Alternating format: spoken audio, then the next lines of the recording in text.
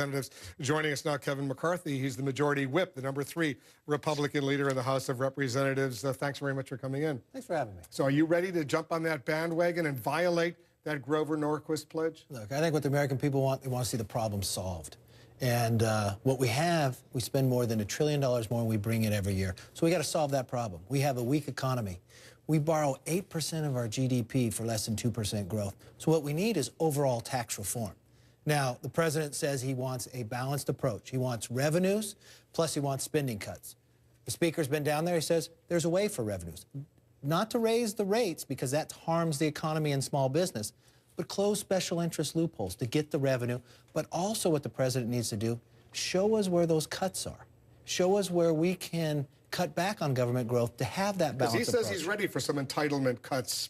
Cuts in Medicare, cuts in Medicaid, some reforms that would effectively result in some cuts, at least cuts in the rate of growth, if you will. But what I hear you saying is that you're ready for increased tax revenue, but not through raising the tax rate for the upper income, for the highest income bracket. Well, what you find is when you raise rates, like most economists will tell you, you harm the economy. The economy is weak. Remember, 2 years ago, when the Democrats controlled all, we were at the same point. But if you raise rates from, let's say, 35% to 39.6%, which is what it was during the Clinton administration, for those families earning more than $250,000 a year, those families, those small businesses did quite well during the years of the Clinton administration when the rate was 39.6. Why not go back to that? The economy was stronger then. Remember 2 years ago when the Democrats controlled all, what did the president say?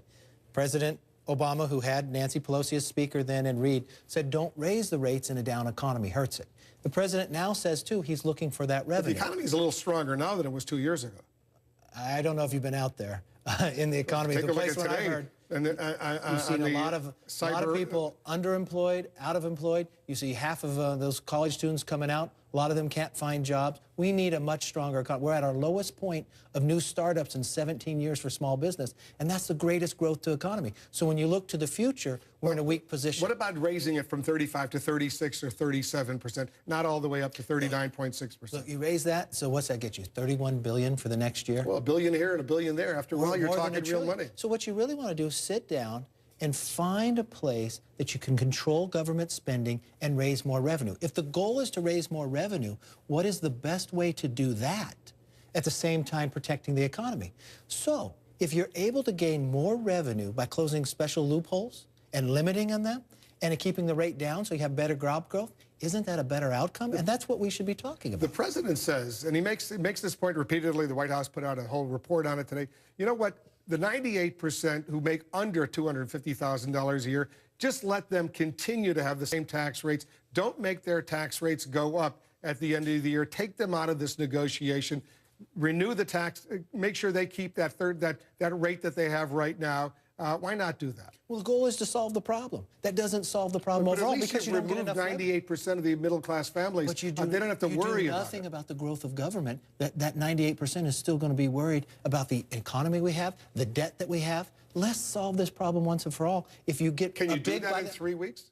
Look, I think what we can do in 3 weeks is set up where we reform some of the government spending. We bring more revenue in. That's what Republicans are putting on the table that the president asked for. If the president would now say, well, he wanted, what, 2.5 cuts for every $1, show where those cuts are, and then set a framework so you have overall tax reform next year where the committees can work on it, then you're going to get a robust growth. So you do a two-part system. Yeah. You do what you could do. Now, in the next 3 weeks, 4 weeks, do you include raising the debt ceiling? Because, you know, that's going to come up in February or March. They're going to have to raise the debt ceiling. Do you make that as part of the deal now? I think that's too much at this time right now. You know, because you're just going to have another battle in February or March if you don't include it now. Look, you can set a framework up where you can deal with all this issue. You set up where you're going to have overall tax reform. You make cuts in government. You can bring more revenue in. You put us on a path to growth while at the same time protecting small business and get this economy moving again. When more people are working, more revenue are coming in. The president says 97% of all small businesses would be exempt from any tax increase if you pass the legislation the Senate passed. He would sign it into law. Most accountants will tell you the majority of small business run as an S corporation. So what you do is you'd raise the rate over 43% based upon what the other tax coming in with Obamacare. Well, small business is at its lowest percent in 17 years of new startups.